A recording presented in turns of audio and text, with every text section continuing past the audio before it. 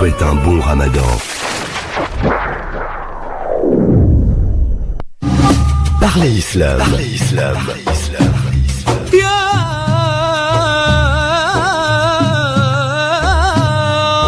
Parlez Islam pour répondre à vos questions, vos interrogations et vos doutes dans la mesure du possible en direct live. Parlez Islam pour mieux le vivre dans notre société. L'émission Parlez Islam spécial Ramadan chaque soir en ce 6e jour de Ramadan sur France Maghreb 2 jusqu'à 20h avec nous. L'immense plaisir d'accueillir le docteur Ahmed Jaballah. Bonsoir docteur, salam alaikum. Bonsoir, wa alaykoum salam wa rahmatullah. Alors évidemment vous allez répondre aux questions des auditeurs et auditrices pour tenter de les orienter, de les aider dans cette pratique, dans ce Ramadan que l'on souhaite évidemment réussi et excellent pour tout le monde. Mais vous avez d'abord et en premier lieu choisi de parler d'un thème. Quel est ce thème que vous avez choisi d'aborder ce soir, docteur ? Alors, j'ai voulu en fait méditer avec vos auditeurs, avec tous nos éditeurs, le verset de la sourate 2, sourate al-Baqarah, le verset 183. En fait, c'est le verset qui nous parle du jeûne et de la prescription du jeûne pour essayer de voir comment le Coran nous parle du jeûne. Car c'est très important pour les musulmans qui essayent d'observer cette pratique qui est bien sûr un des piliers de l'islam, d'essayer toujours de saisir le sens et la signification. Vous savez, en islam, la pratique, elle est importante, mais il ne faut pas se limiter à la pratique dans l'aspect extérieur, si on peut dire, mais il faut essayer quand même d'aller plus loin pour se demander pourquoi le jeûne, pour quelles raisons, et comment le Coran, comment Dieu qui nous parle, bien sûr, à travers le Coran, nous parle du jeûne.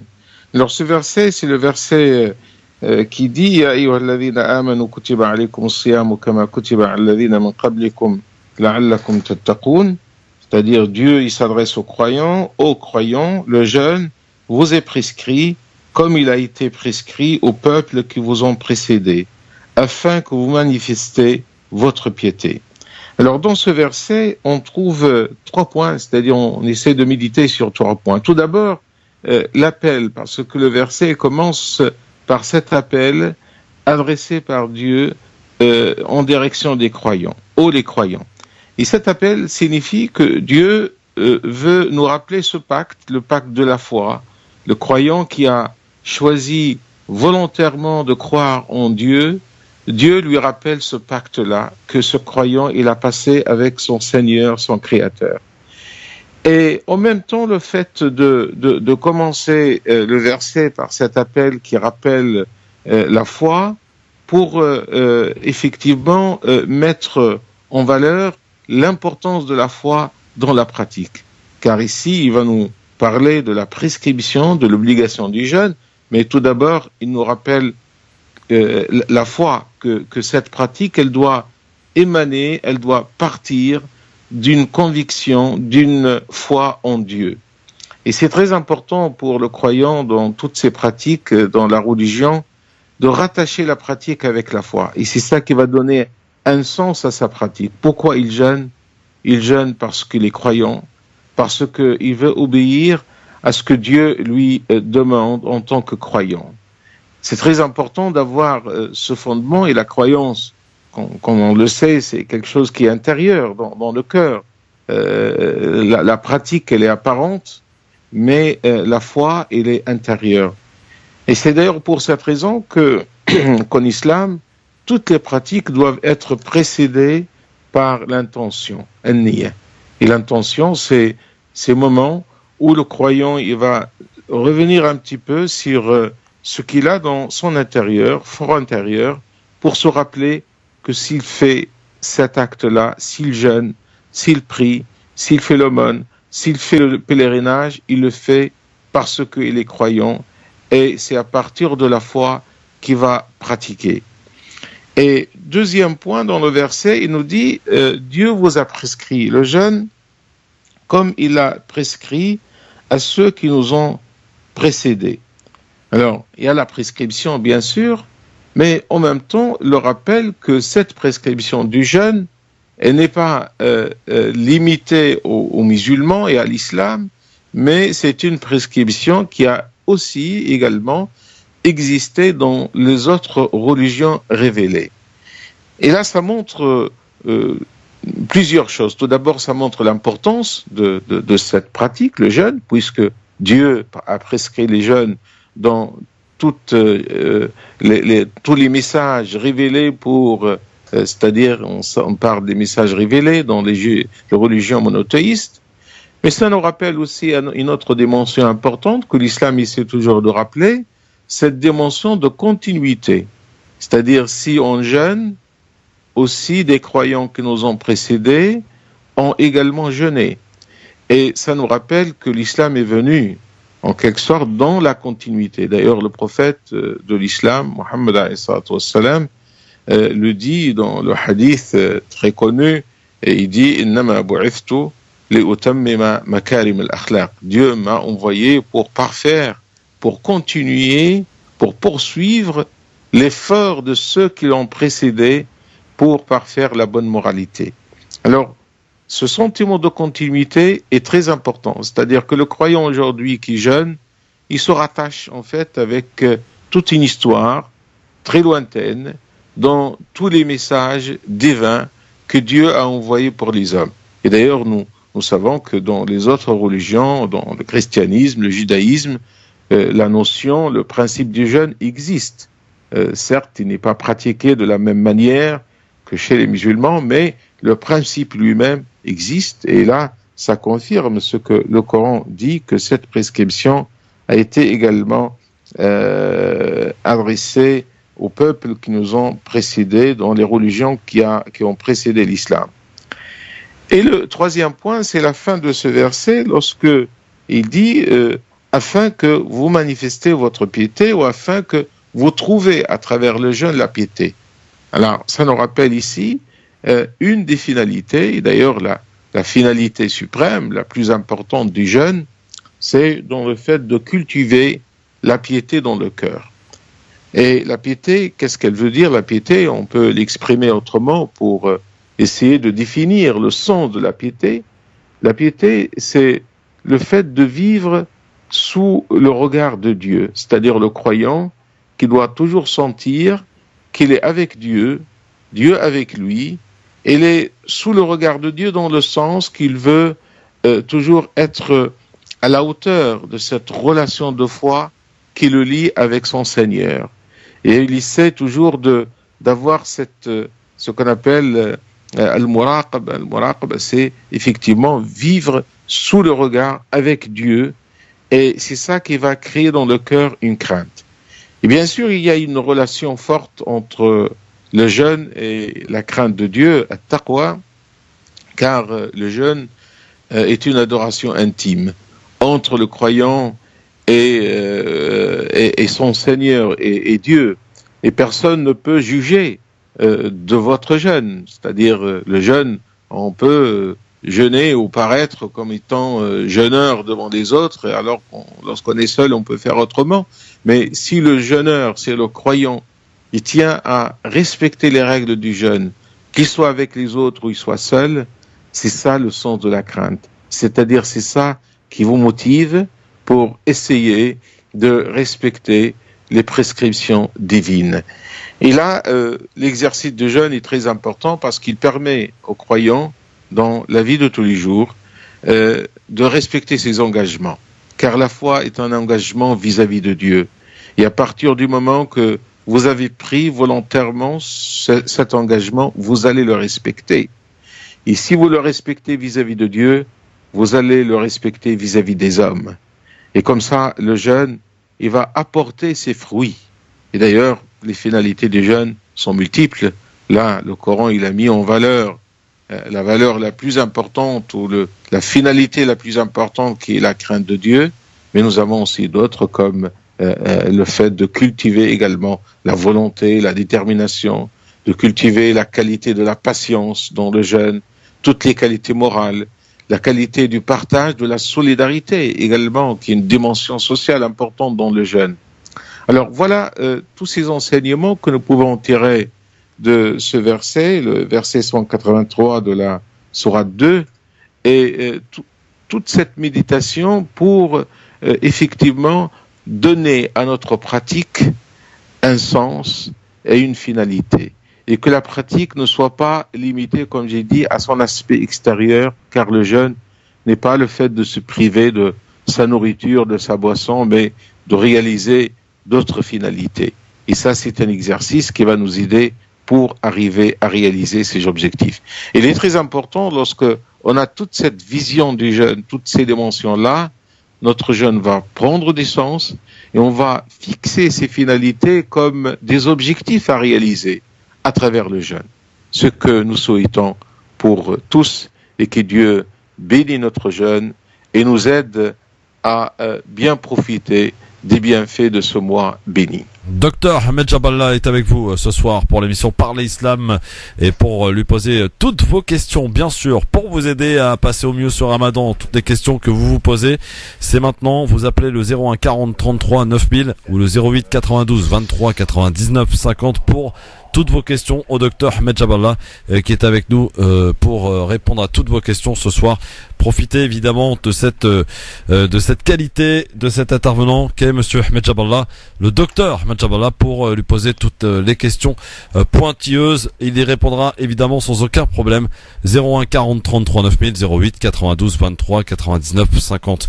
Docteur, nous étions tout à l'heure avec un docteur du côté de Djennouba en Tunisie qui nous expliquait que dans chaque phase du Ramadan, il y avait finalement des bienfaits. Par exemple, pour les premiers jours, on cicatrise, on lave un petit peu le corps, puis au milieu du Ramadan, eh bien le corps se soigne tranquillement. Enfin, il y avait différentes phases comme ça que nous a expliqué le docteur. Au-delà de l'aspect spirituel, le Ramadan est aussi, il pourrait être recommandé comme une thérapie finalement. Tout à fait, tout à fait. D'ailleurs, de plus en plus, il y a des études scientifiques qui confirment les bienfaits du jeûne sur la santé. Et le jeûne, effectivement, moi j'ai lu des articles de médecins, de spécialistes qui parlent d'une purification du corps. Et le jeûne, il va permettre, avec toutes ces phases, effectivement, de se débarrasser de beaucoup de toxines, de beaucoup de choses qui sont dans le corps. Et le jeûne, il va permettre au corps de se libérer de tout ça. Et d'ailleurs, lorsque moi j'ai lu ces articles qui parlent de la purification du corps, ça m'a rappelé un hadith du prophète, en fait, où le prophète disait, pour rappeler les gens l'importance du mois de Ramadan, lorsque Ramadan arrive, il leur dit: voici le purificateur qui vous est venu, le purificateur. Bien sûr, le prophète, il parle de la purification spirituelle, mais aussi, je pense que lorsqu'il parle de la purification, ça contient également cette purification sur le plan de la santé.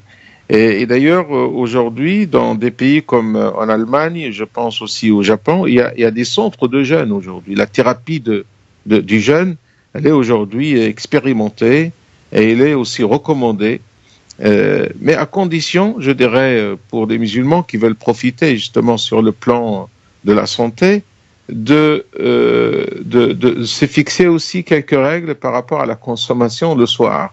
Parce que les médecins, ils nous disent effectivement, jeûner toute la journée, c'est une bonne chose, ça va permettre au corps de se débarrasser de beaucoup de toxines, etc., de se purifier, mais à condition que le soir, il faut rester dans la modération.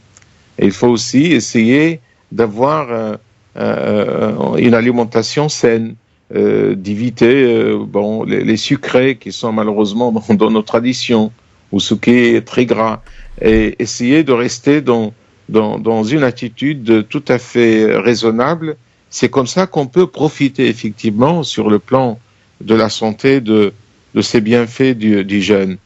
Et parmi les choses importantes, on nous parle on parle de la soif, parce qu'on manque d'eau justement tout le long du jeûne pendant la journée, et scientifiquement, cette eau, le corps il va prendre un petit peu de ses réserves, à tel point que les cellules elles-mêmes qui contiennent une partie d'eau, elle va également se libérer d'une eau qui n'est pas pure, elle va de la mauvaise si vous voulez qu'elle a, Et tout ça, ça va permettre à ces cellules de se régénérer et de se reproduire. Et bien sûr, les bienfaits justement de la santé qui sont dans le jeûne aujourd'hui sont confirmés, et de plus en plus on voit des études justement dans ce sens-là. Docteur, autre question aussi, on est dans le mois de la solidarité, il y a une énorme manne financière dans cette communauté, dans les mosquées, etc. Comment gérer tout cela de la meilleure manière qu'il soit, et pourquoi il faut attendre Ramadan pour solliciter la générosité et le cœur de chacun?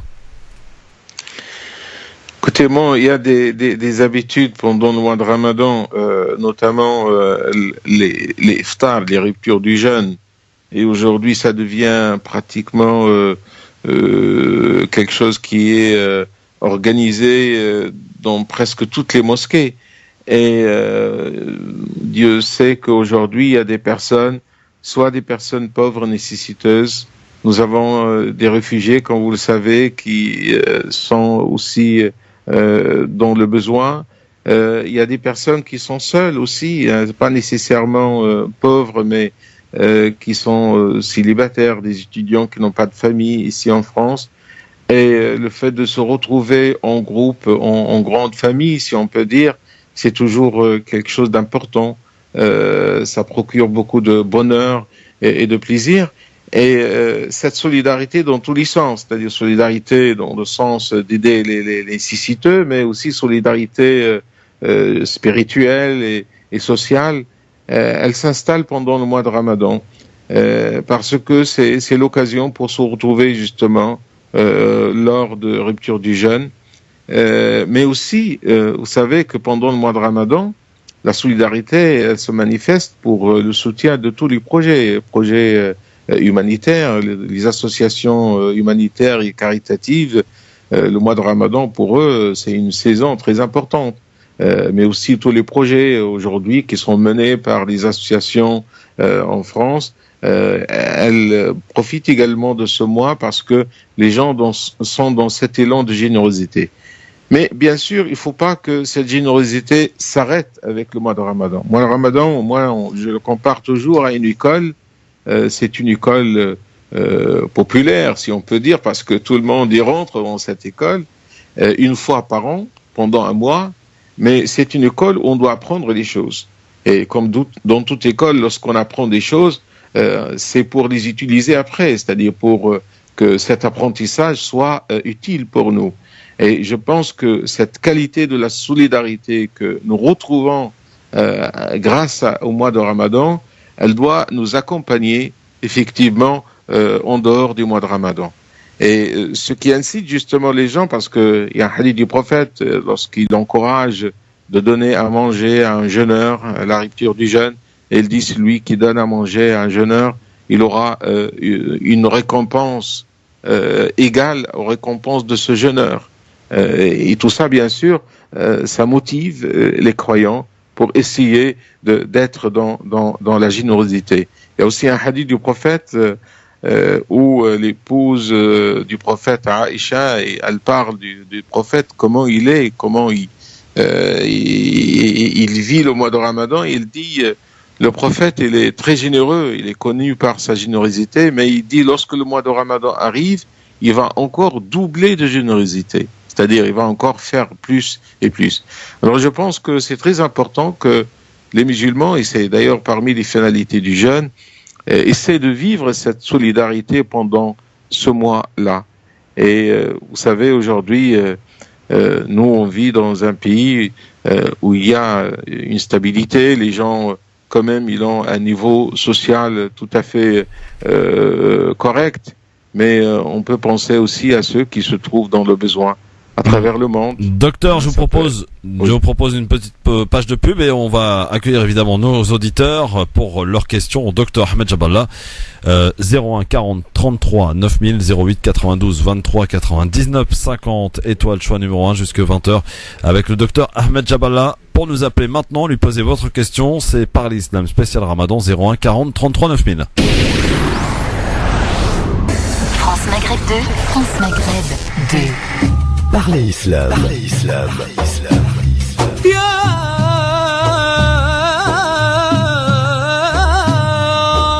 Parlez Islam pour répondre à vos questions, vos interrogations et vos doutes dans la mesure du possible en direct live. Parlez Islam pour mieux le vivre dans notre société. L'émission Parlez Islam spécial Ramadan avec le docteur Ahmed Jaballah ce soir avec nous et qui est là pour répondre à vos questions. 01 40 33 9000, 08 92 23 99 50. Docteur, tout va bien, vous êtes là? Oui, tout à fait. On va accueillir la première auditrice, elle nous appelle de Paris dans le 20e, Fatiha. Bonsoir Fatiha, salam alaikum. وعليكم السلام ورحمة الله. حبيت نسأل الإمام على واحد المسألة من البكري ضرتني انتي نروح اون فاكونس يصرفوا لنا الدراهم ويقلبوا لنا شوية يصرفوا الدراهم يقلبوا لنا شوية زيادة ما تسمىش ربا هذيك؟ يعني في البلاد يعني يصرفوا الدراهم. كي نروح هكا للبلاد نصرف الدراهم ويعطوني شويه زياده على 100,000 يزيدوا لي شويه وانا دائما نحسبها ما حسيتها لا ربا ولا حلال ولا ما عرفتش. لا مش ربا حاجه، يعني هذا اذا كان بالتراضي بينك وبين اللي يصرف، يعني هو راضي بالشيء هذاك عند الحكومه، يعني هذوك الدراهم اللي نديهم ما نقدرش نشري بهم الصوالح اللي حتى نبدلهم بالدراهم تاع البلاد. ايه يعني انت ما تبدليهم، هو ياخذ عليك الدراهم تاع هنا ويعطيك الدراهم تاع البلاد. اللي هي كي نروحوا نبدلوهم في البوسطه ولا البنكه ولا ماشي نعطيهم لحد هنايا.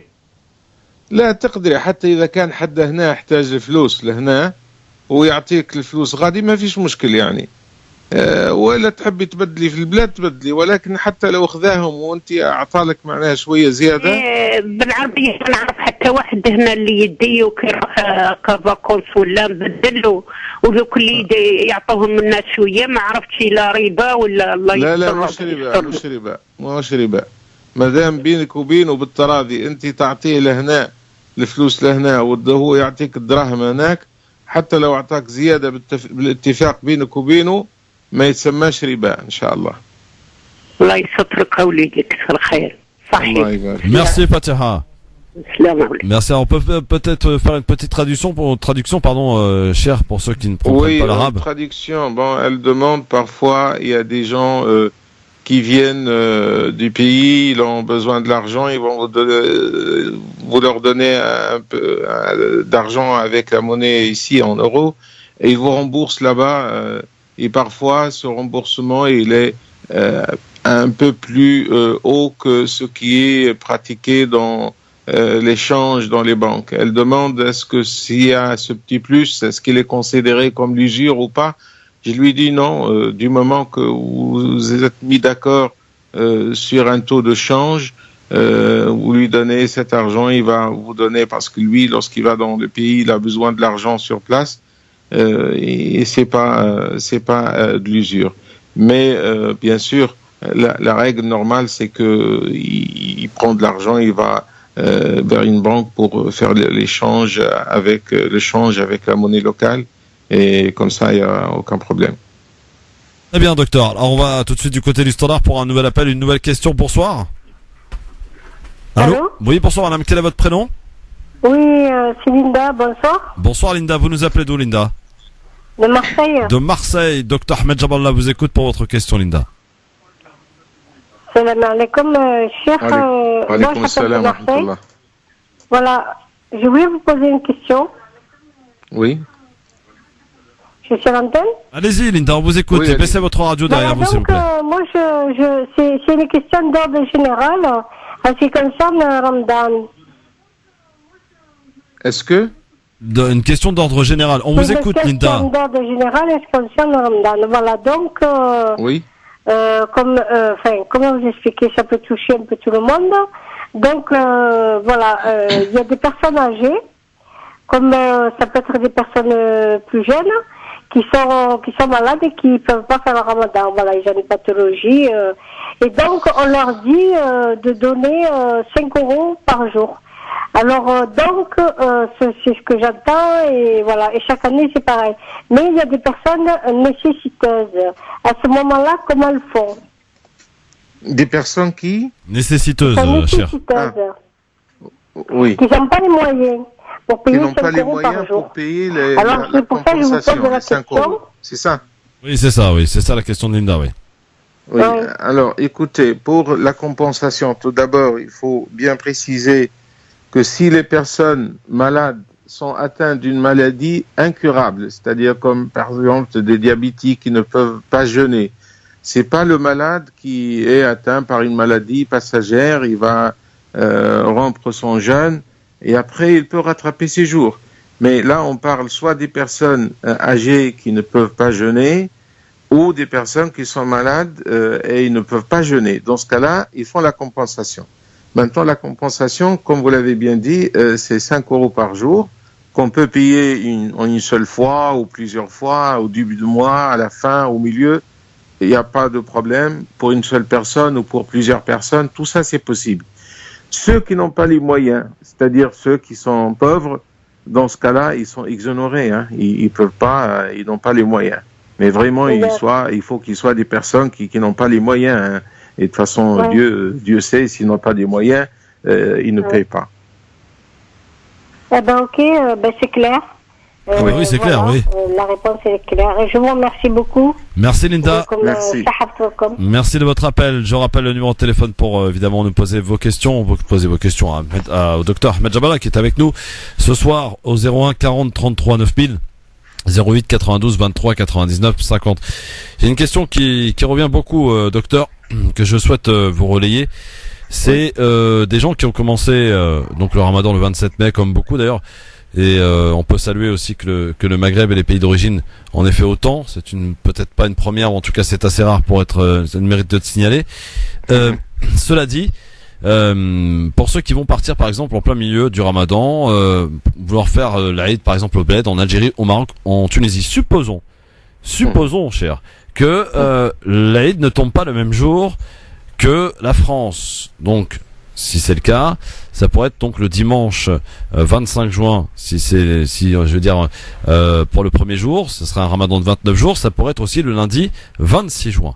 Alors si par exemple j'ai commencé mon Ramadan en France, j'ai commencé le 27 mai, je vais en Algérie, au Maroc, en Tunisie, hein, c'est un exemple, et que l'un de ces trois pays fait l'Aïd par exemple un jour supplémentaire, qu'est-ce que je fais concrètement lorsque je suis dans le pays? Est-ce que je suis le pays dans lequel j'ai commencé, ou alors je termine avec le pays dans lequel je suis arrivé? Oui, c'est une bonne question parce que ça arrive effectivement que beaucoup de gens vraiment ils veulent aller faire l'Aïd dans le pays et ils commencent un jour et parfois malheureusement on termine pas le même jour dans tous les pays. Alors dans ce cas-là, la règle, il faut que la personne jeûne avec les gens dans le pays, hein, s'il va revenir à son pays, il fait le Ramadan avec eux et il fête l'Aïd avec eux, mais avec une seule condition, qu'il ne doit pas jeûner plus de 30 jours. C'est-à-dire, imaginons que la différence est plus de 2 et de 3 jours, par exemple. Parce que si y a un pays qui va commencer le jeûne tardivement, c'est pas le cas cette année, hein, mais ça arrive parfois qu'on commence, par exemple, cette année nous avons commencé le 27. Imaginons s'il y a un pays qui a commencé le 28 et il va finir le 24. Pakistan, par exemple. Oui, alors dans ce cas-là, on va jeûner 31 jours. Alors qu'on sait bien que le Ramadan ne peut pas être plus de 30 jours. Le minimum, c'est 29 et le maximum, c'est 30. Alors, du moment qu'on est dans ces limites, 29 ou 30, on peut suivre le pays où on va se rendre. Dans le cas où on dépasse 30, là, il doit arrêter le jeûne, il doit faire la rupture du jeûne, même s'il va prier la prière de l'Eid le lendemain, c'est pas grave, mais il peut pas jeûner plus de 30 jours. D'accord, pas plus de 30 jours, pas moins de 29, c'est la règle. Hein. Voilà. Très bien. On a bien compris. 01 40 33 9000 pour vos questions au docteur Ahmed Jabala. 08 92 23 99 50 bien sûr pour nous appeler, pour poser vos questions en direct, quel que soit l'endroit où vous vous trouvez, pour poser vos questions au docteur Ahmed Jabala et profiter de sa présence pour nous répondre à toutes vos questions, comme chaque soir de 19h à 20h, différents intervenants dont le docteur Ahmed Jabala, et on est ravi de vous accueillir, docteur. Alors pas mal de questions aussi autour de la prière, puisque on parle de 5 prières obligatoires. Tout le monde est d'accord. Il y a ces fameuses prières surérogatoires, notamment la prière de Tarawih. Est-elle obligatoire d'aller à la mosquée lorsqu'on veut la faire, ou est-ce qu'on peut faire la prière de Tarawih à la maison? Et qu'est-ce qu'il en est pour ceux qui, pour des raisons, et on peut le comprendre, n'ont pas la possibilité physique, ou parce que le lendemain ils travaillent très tôt et le soir ils travaillent, voilà, le ftour se déroule tard, le maghreb, est-ce que s'il la fait pas, qu'est-ce que ça fait pas si on la fait? Voilà. En clair, j'ai essayé de la poser clairement, mais je me suis un peu embrouillé. Docteur, je vous en prie, je pense que vous avez compris. Oh, tout à fait. Bon, c'est effectivement une question qui est beaucoup posée par beaucoup de musulmans, parce que les tarawih, tout d'abord, il faut préciser que la prière de tarawih est une prière surrogatoire, effectivement. Elle n'est pas obligatoire. Mais elle est recommandée, car le prophète, il a dit dans un hadith que celui qui va veiller les nuits du Ramadan, c'est-à-dire faire la prière de tarawih, Dieu va lui pardonner ses péchés. Et c'est pour ça que les musulmans tiennent, lorsque bien sûr c'est possible, de célébrer ces prières. Le fait de célébrer dans la mosquée, c'est important parce qu'il y a toute l'ambiance spirituelle avec un imam qui récite les versets. Et vous savez, toujours la prière en groupe, elle a toujours son importance et son ambiance spirituelle. Mais effectivement, il faut dire aujourd'hui que pendant cette période-là, où l'heure de l'Isha elle est tardive, les gens qui travaillent le matin, bien sûr, il n'est pas possible pour eux soit se rendre à la mosquée carrément, ou même s'ils vont se rendre, ils vont pas pouvoir continuer la prière jusqu'à la fin, et peut-être ils vont faire quelques raka'at et rentrer. Il faut les comprendre parce qu'effectivement, c'est une prière surrogatoire et on doit être équilibré, si vous voulez, dans sa pratique entre l'obligation religieuse, ce qui est surrogatoire, mais aussi l'obligation aussi de travailler, de subvenir aux besoins de sa famille. Tout ça, c'est important. Alors, dans ce cas-là, on peut prier chez soi. Et je dois aussi ajouter qu'il y avait un avis juridique, une fatwa, qui est rendu par le Conseil européen de la fatwa depuis maintenant 2 ans, que quelques mosquées aujourd'hui pratiquent, c'est qu'il est possible de commencer la prière de Tarawih avant Salat al-Isha. Parce que la prière de Tarawih, c'est une prière de nuit. Et lorsque on dit la nuit, si vous voulez, dans le jargon des jurisconsultes musulmans, la nuit commence après le coucher de soleil. Alors, les gens, ils peuvent prendre 1 heure pour rompre leur jeûne et arriver avant, par exemple, 30 minutes de l'heure de l'Isha, commencer Tarawih et finir avec Salat l'Isha. Il y a des mosquées qui font ça, et ça facilite aux gens pour ne pas rester très tard la nuit dans la prière de Tarawih qui est faite après Salat l'Isha. Mais dans tous les cas, l'islam est une religion de facilité. Celui vraiment qui lui est difficile de se rendre à la mosquée, de rester très tard, il peut prier chez lui. Il peut commencer d'ailleurs, comme j'ai dit, la prière avant Salat l'Isha et il finit avec Salat l'Isha, il peut dormir parce que l'islam, c'est pas une religion de difficulté. Au contraire, c'est une religion qui est venue pour nous faciliter la pratique. Docteur, une vraie question aussi là pour le coup, c'est un commerçant qui nous a appelé, qui nous pose cette question et il vous demande, docteur, puisque aujourd'hui il a donc différentes sociétés et il a du mal à faire face à la concurrence cette concurrence peut bénéficier des crédits bancaires pour acheter des machines, pour se développer, et il s'en réfère donc à ce qu'on lui a dit, c'est-à-dire que le crédit bancaire est haram. Ils se sont donc quelque part un peu discriminés, puisque impossibilité de pouvoir faire face à cette concurrence.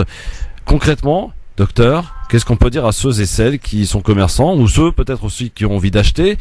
Les biens sont de plus en plus chers et on accède plutôt des biens aux alentours de 350 000, 400 000 euros en région parisienne. Difficile de les avoir sur un compte. Comment fait-on aujourd'hui quand on est musulman et qu'on vit dans un pays qui s'appelle la France, et pour faire face, pour faire appel peut-être à des crédits bancaires?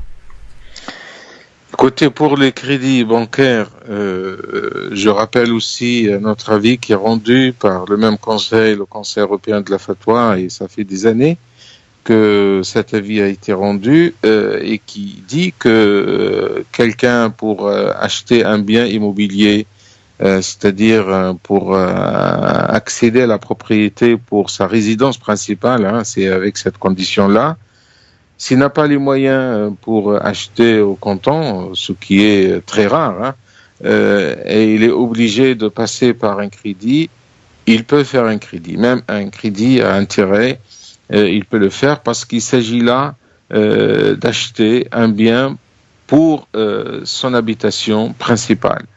Et on considère que l'habitation, elle représente un besoin. Et c'est pas, en fait, cet avis n'est pas destiné uniquement à ceux qui sont mal logés ou qui sont dans des difficultés pour le logement, mais toute personne, il a le droit d'être propriétaire. Docteur, on comprend bien, en tout cas, pour ce qui est de l'immobilier, la question de ce commerçant en particulier, c'était comment faire pour gagner de l'argent, en fait, pour faire face. Pour le commerce, je comprends bien parce qu'il y a des gens aujourd'hui, effectivement, qui viennent nous dire ça. Moi, je connais l'exemple de taxistes, par exemple, qui louent leur licence, ils louent la voiture et ça leur revient très cher, et alors qu'ils ont la possibilité d'acheter leur licence, leur voiture, mais ils n'ont pas les moyens, ils sont obligés de passer par les banques. Moi, je leur dis que si il s'agit de votre travail, c'est votre gagne-pain, comme on dit, et vous voulez avoir cette liberté, développer votre travail, travailler dans une situation où on est plus à l'aise, on peut exceptionnellement faire des crédits pour développer son travail. Mais il faut rester dans ces limites raisonnables. C'est-à-dire, c'est pas une personne qui a suffisamment de revenus qui va faire d'autres projets. Dans ce cas-là, on risque de toucher la règle de l'usure. Et malheureusement, on n'a pas d'autre alternative aujourd'hui, c'est-à-dire dans des pays où il y a des banques islamiques, on a la possibilité de faire des projets avec ces banques. Mais moi, je dirais aujourd'hui, effectivement, dans la situation dont on vit, si ces musulmans sont pénalisés parce qu'ils ne peuvent pas développer leur projet par cette question, c'est effectivement quelque chose d'injuste.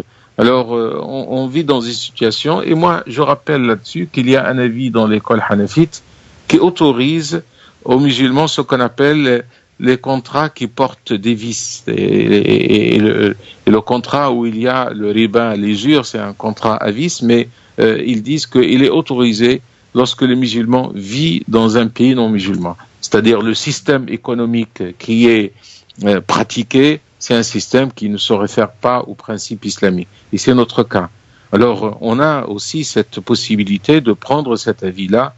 Et dans ce cas-là, tous les crédits d'investissement seront autorisés. Très bien, parce que effectivement, au-delà de la question de ce commerçant qui est très très intéressante, il s'agit peut-être pour certaines entreprises, pour se développer aussi, de créer des emplois, donc de donner du travail, cher. Tout à fait. C'est bien sûr, lorsqu'on développe son travail, on peut aussi apporter un profit pour l'ensemble de la société. Et c'est pour cette raison, moi je pense que l'avis de l'école hanafite est un avis qui nous ouvre ces possibilités-là. On va accueillir la dernière question, cher, ce soir. Elle nous vient de Mohamed du 91. Bonsoir, Mohamed. Bonsoir. Le docteur Jaballah vous écoute pour votre question, Mohamed. D'accord, je vous en prie. Allez-y, on vous écoute, Mohamed. Moi, j'ai une injection à faire. Demain, j'ai une asiatique. J'ai une piqûre infiltration sur le dos. Demain, dans la journée à 14h. Oui. Est-ce que le jeûne est valide ou pas, c'est ça? Voilà. Est-ce que je jeûne ou comment que ça se passe? Non, vous jeûnez, Akhi, votre jeûne, Inch'Allah, est valide. Parce que les piqûres, les infiltrations de ce genre n'invalident pas le jeûne. Il n'y a pas de problème. La seule chose qui peut invalider, c'est les sérums parce que c'est nutritif. Mais là, il s'agit d'un traitement qui n'a rien à voir avec tout ce qui peut invalider le jeûne. Alors, vous pouvez jeûner, faire votre piqûre et que Dieu vous donne la guérison, Inch'Allah. Bon courage et Sahaftolak, merci beaucoup. C'était la dernière question et on a passé un super moment, docteur Jaballah. Merci beaucoup pour votre savoir et on espère vous retrouver très très vite. D'ailleurs, vous n'allez pas quitter puisqu'on va en parler ensemble. Mais en tout cas, vous souhaitez une excellente soirée. Vous essayez les mots de conclusion pour ce soir, cher Sahaftolkom à tous les auditeurs. Ahmed Jaballah, je vous laisse le dernier mot. Alors, encore une fois, je souhaite un très bon Ramadan pour tous les musulmans, tous nos concitoyens également. Le mois de Ramadan est un mois pour tous. Et n'oubliez pas pendant ce mois les invocations, parce que dans les mêmes versets qui nous parlent du jeûne, Dieu nous dit « Je suis proche de vous, invoquez-moi, je réponds à vos invocations ». Alors faites beaucoup d'invocations de bien pour tout le monde, pour toute l'humanité. Car on a besoin que Dieu soit à nos côtés, que Dieu nous aide et que Dieu, le miséricordieux, soit là pour sauver l'humanité de tout ce qu'elle peut vivre comme difficulté. Merci beaucoup, docteur. Bonne soirée et à très vite sur France Maghreb 2.